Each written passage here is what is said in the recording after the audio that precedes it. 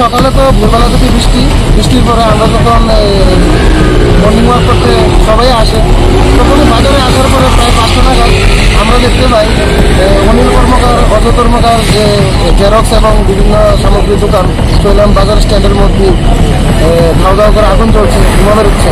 তৎক্ষণাৎ আমরা fire সার্ভিসকে phone করি, কিন্তু ফায়ার সার্ভিসের মোবাইল বন্ধ ছিল এবং বিশালগড় বিশ্বের মধ্যে ধোঁয়াটার মধ্যেই ল্যান্ডফোন বন্ধ ছিল, কারণ কোনো সারাপত্র ছিল না। তখনই আমরা থানার ওসিকে ফোন করা হয়, ওসি জানান পাঠাচ্ছি, কিন্তু দেরি হলো, আসে কিন্তু রক্ষা করতে পারেনি। দোকানের মতো সব কিছুই পুরো ছাই হয়ে গেছে। 2টা ফায়ার সার্ভিস অলরেডি বিশ্রামগঞ্জ এবং বিশালগড়তে এসেছে, তাদের জলও শেষ প্রায়। এখন বিজয় মজুমদারের দিদি থেকে জল এনে আগুন নিয়ন্ত্রণে আনার চেষ্টা করছে।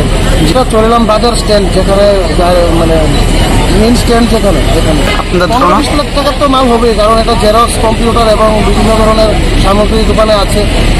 পাশাপাশি ওদের উপরে স্টলও আছে।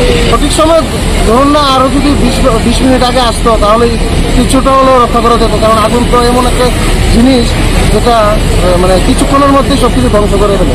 কারণ ওদের এই ল্যান্ডফোন বন্ধ এবং পার্সোনাল মোবাইলও থাকে, আমাদের কাছে নাম্বার আছে।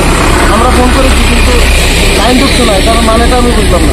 ইমার্জেন্সিতেই তো তারা কাজ করবে নাকি।